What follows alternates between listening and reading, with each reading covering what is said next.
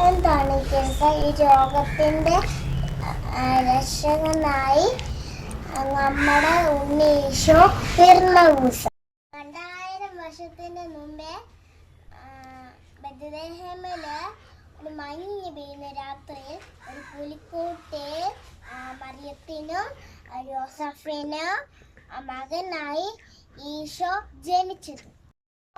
ഓരോ ക്രിസ്മസിലും നക്ഷത്രങ്ങൾ തെളിച്ചും ക്രിസ്മസ് ട്രീയും ഒരുക്കി പുലിക്കൂടും ഒരുക്കി ക്രിസ്മസ് കേക്കും മുറിച്ച് സമ്മാനങ്ങൾ കൊടുത്തു ആണ് നമ്മൾ ആഘോഷിക്കുന്നത്.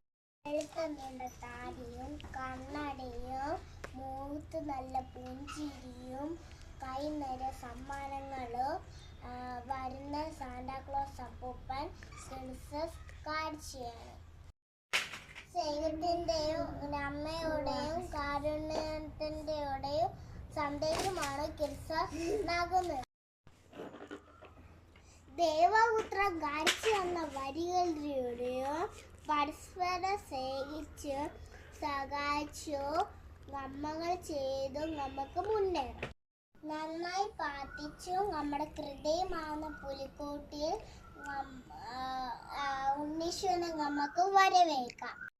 എല്ലാവർക്കും സമാധാനത്തിന്റെയും സന്തോഷത്തിന്റെയും നല്ലൊരു ക്രിസ്മസ് ആശംസിക്കുന്നു. നന്ദി, നമസ്കാരം.